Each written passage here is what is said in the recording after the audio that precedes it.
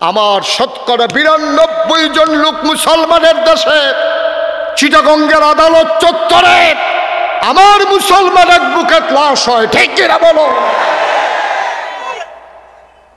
আমরা জিম্মি হয়ে গেছি, কারণ কোয়ান্টিটি আছে, কোয়ালিটি নেই।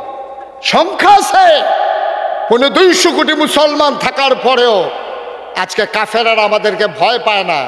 কারণ হচ্ছে আমাদের নৈতিক মান অধপতনের একবারে নিম্ন স্তরে পৌঁছে গেছে, ঠিক কিনা কম? হালাল নাই, হারাম নাই, যা পায় তাই খায়।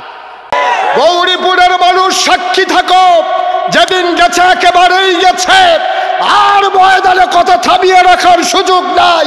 বাংলাদেশে তো লড়াই হবে, রাজি আছো কিনা হাত তুলে দেখো।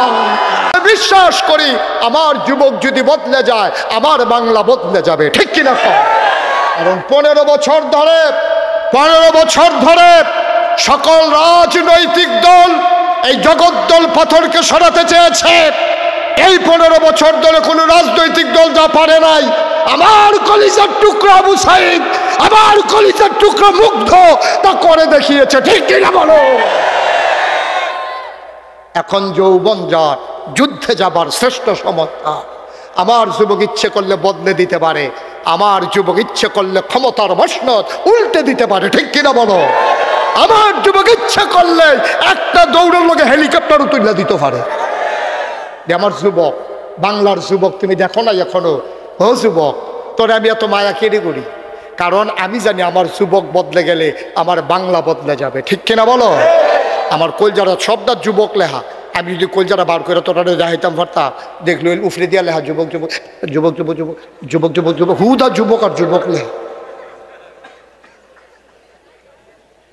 আমি যে কি মায়া ফলাফান্ডে করি তোমরা তো আর দেখছো না। আমি অনেক ফলাফান্ডে জীবনে বন কলা খাওয়াইছি, শরীরটা অনেক লেগে।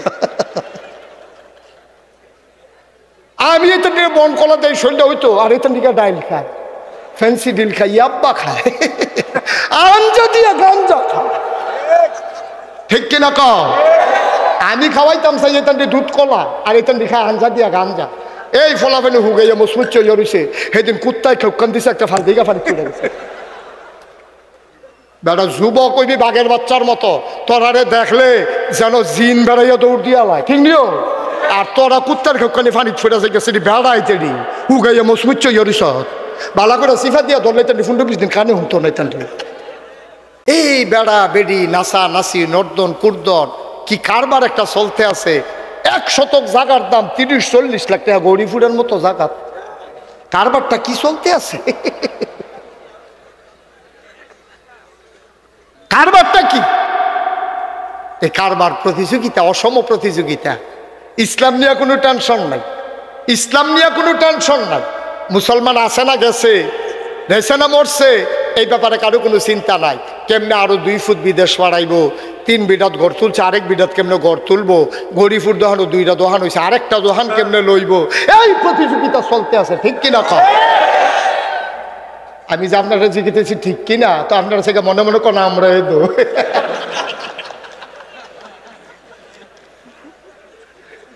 আহারে মুসলমান রে, আহারে মুসলমান, কষ্ট হইতেছে বোধহয় না? ছেড়ে দেওয়া দরকার, মাত্র শুরু হইতে আছে। আমার মনে হয় 3-4 ঘন্টা লাগতো। ফার চেয়ারম্যান সাহেবের নাইয়া বেড়াইয়া মরসা দিয়া লাইছে, যায় ইসলাম আইতাম চাই না, একটা কথার কথা, ধৈর্য ধরার। আমিন কয় না, জোরে কয় না। এই ওমরের ছেলের নাম হইল আব্দুল্লাহ, সুবহানাল্লাহ কয় না? এই আব্দুল্লাহ ইবনে ওমর থেকে বর্ণিত, নবীজি কয়, শুনো শুনো শুনো, ওই মজলিসটার ভিতরে একদল মুহাজির ছিলেন, যারা মক্কা ছেড়ে হিজরত করে তাদেরকে বলে মুহাজির। নবীজি ডাক দেয়া কয়, 5টা জিনিসের ব্যাপারে আমি আশঙ্কা করতেছি, তোমরা যদি এটার ভিতরে ঢুইকা যাও তোমরা সাংঘাতিক বিপদের ভিতরে পড়ে যাবা, ক্ষতির ভিতরে পড়ে যাবা। এই জন্য আমি আল্লাহর কাছে ফানা চাই যেন আমার উম্মতকে আল্লাহ 5টা জিনিস থেকে হেফাজত করে।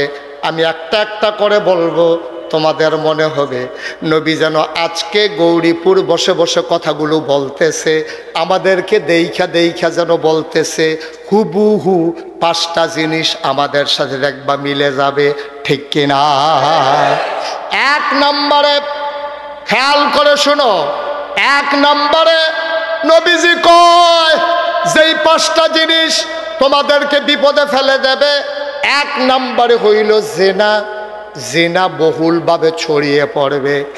আজকে যদি বলো বাংলাদেশে এমন একটা এলাকা নাই, এমন একটা গ্রাম নাই, এমন একটা শহর নাই যেই জায়গায় অবাধ মেলামেশা শুরু হয় নাই, ঠিক কিনা? আমরা মনে করি জেনা মানে হচ্ছে অবৈধ মেলামেশা। এই মেলামেশার হলো জিনার চূড়ান্ত রূপ। এর আগে আরো জেনা আছে, চোখের জিনা আছে, কথার জেনা আছে, চাওয়ার জেনা আছে, চলাফেরার জেনা আছে। তুমি চোখ দিয়ে সুন্দরী নারীর দিকে তাকিয়ে আছো, তুমি তারে ছৌ নাই, ধরো নাই, তার সাথে অবৈধ মেলামেশাও হয় নাই, কিন্তু চোখ দিয়া যে তুমি তাকাই রইছো, এইটা হয়ে গেছে চোখের জিনা, ঠিক কিনা? এটা পুরুষ মহিলার দিকে হইতে পারে, মহিলা পুরুষের দিকে হইতে পারে। আল্লাহর নবী একদিন ঘরের ভিতরে বসে আছেন, এমন সময় নবীর বিবিরাও আছেন। অন্ধ সাহাবা উম্মে মাকতুম এসে ঢুকলেন। নবীজি বললেন, এই একটা পুরুষ লোক ঢুকলো, তোমরা যে কেউ দৌড় দিলা না, চলে গেলা না, কারণটা কি? মহিলারা কয়, আমাদের আম্মা জানেরা কয়, ইয়া রাসূলুল্লাহ, যেই মানুষটা ঢুকেছে উনি তো চোখে দেখে না। নবীজি কয়, উনি দেখে না, তোমরা কি উনাকে দেখো না? ইসলাম কি জিনিস দেখেন, কি জিনিস ইসলাম। আরে ওরা, উনি তোমাদেরকে দেখে না, তুমি কি উনাদের, তোমরা কি উনাকে দেখো না? তোমরা মহিলারা কি পুরুষকে দেখো না? এখন আমরা দেশের মহিলারা মনে করে যে বাজার করতে গিয়া এবিডি যদি বেড়াইতে ফাইল চাইয়া থাকে, এটা কোনো দোষ না।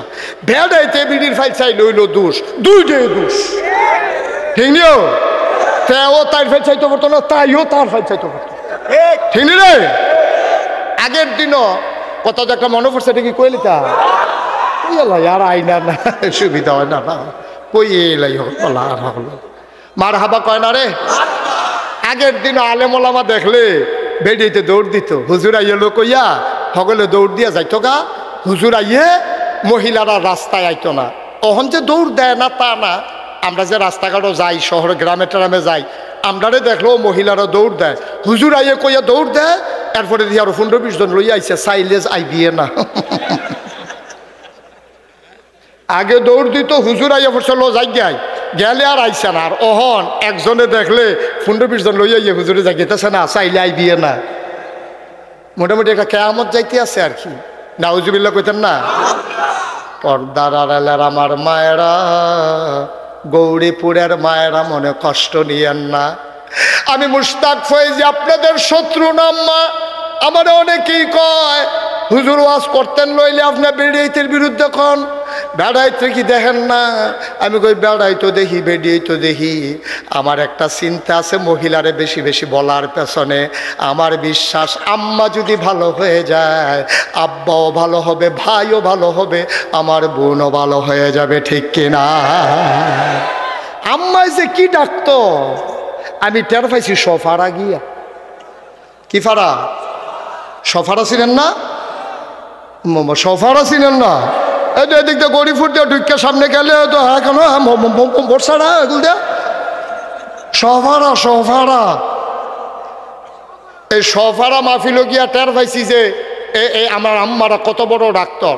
আমি ইসান শাহ ওই ওয়াজের ভিতরে কইছি আর কি, যে আমরা হুজুররা যত ওয়াজ করি, ওয়াজে কোনো মহিলারা বেড়াইতে ধরে না। আমরা ওয়াজ করি 2 ঘন্টা। এই আপনারা যারা আছেন, হাজার হাজার মানুষ আইয়া পড়ছেন না, ওয়াজটা শেষ হওয়ার লগে লগে আপনি বাড়িয়া কইবেন, হুজুররা কত কথাই কইব, সব হুন্ডা ফাড়া যেত না, বিড়িটা দেয় একটু ফরে ফরে কথাটা কইয়া সব একটা আওয়াজ করেন।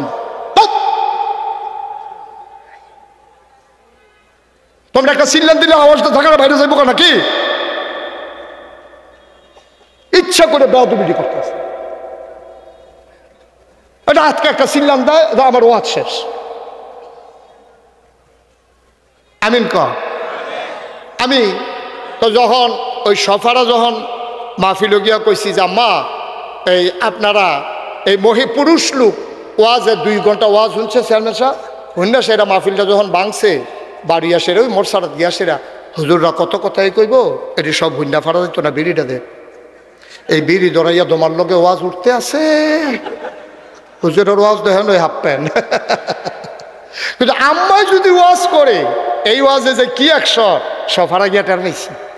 আমি মাহফিলও গিয়া কইছি আম্মা, এই মাইকে কইছি আর কি যে আম্মা ওহন যে আব্বারা ঘর যাইব সবাই, আপনারা যদি টাইট দিয়ালাম এবার বেনামাজি থাহনের সুযোগ নাই, শুরু করবেন আজ যায়।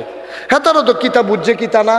আমি তো মাহফিল শেষ করে রওনা দিয়া গেছি গা মা দাইয়া, কি দাইয়া মা দাইয়া গেছি। পরে ফোন দিছে সফারাতে ফোলা পাইনি। আমি কি কিতারে কই হুজুর কি ফেস লাগাই দিয়া গেলেন। আমি ওই কিতা কি ফেস কিতা কই যে হুজুর চাচায় মাহফিলতে বাইক গেছে পরে আমরা জানালা দিয়ে শুনি তারা জোরে জোরে কথা কয়। আমরা খেয়ে রইছি ফোলা পাইনি কি তারে কি কথা কয় শুনতে আছি যে শাসিয়ে কইতে আছে নামাজ পড়ছেন নি? কয় না। কত নামাজ না পড়লে বালিশটা লইয়া বারান্দার রুমো যাইয়ান এই হতাহতি বন্ধ।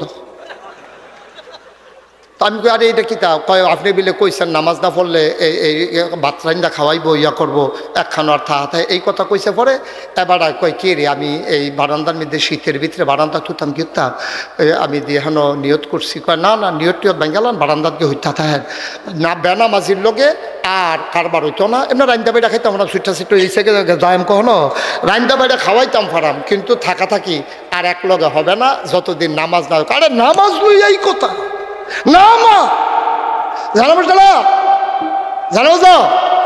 তো হুজুর আপনি কি কথা কইছেন কি বো? হ্যাঁ বেড়া যা নামাজ লইয়া ভিড়ি এইটা দিয়ে হালাইয়া নামাজ। আল্লাহ আকবার। আমরা তো হুজুর শুনতে আসি সাইডে দিয়ে কিতা করে এবার 4 রাকাত নামাজ আসার নামাজ পড়ে আসছে পরে এ বিডিয়ে জিগাইছে আপনি দি বিড়িটা দিয়ে হালাইয়া নামাজও ঘুরে লইলেন, অজু আসেনি? কয় না। তুমি দি সাপ দিলে আমি তো আটকা খেয়ে লইছি। তো অজু ছাড়া নামাজ পড়ে লাইছি হুজুর কি আগুন লাগাই দিয়া গেলেন? আমরা এলাকার সব বেড়াইতে অজু ছাড়া নামাজও খেয়ে গেছে গা। আমি কারে ফর্তক কাম লাগলে পরে যে গোসল করে লাইব কি করবো তো ফরক অভ্যাসও পরের কাম লাগলে অজুর লাইন পরে করবো। সুবহানাল্লাহ কইতেন না? আমরা যদি সারা বছরের নামাজের কথা কই আপনারে ধরে না। আম্মায় যখন চাপ দেয় আব্বা পুরা হাফের মতো সোজা, ঠিক কিনা কও? তাইলে ওয়াজ কি বেশি দরকার বেড়াইতেন না বেরিয়েছেন? এর লাগে আমার ওয়াজের ভিতরে আমি মহিলারা আমার মার আরে সোজা করতাম চাই। আমার বিশ্বাস আমার মা যদি সোজা হয়ে যায় তাইলে যেই মাইয়াটা কলেজও পড়ে তাই ছুটি হইলে আর 8টার সময় আইতো না 4টায় আইব, ঠিক কিনা কও?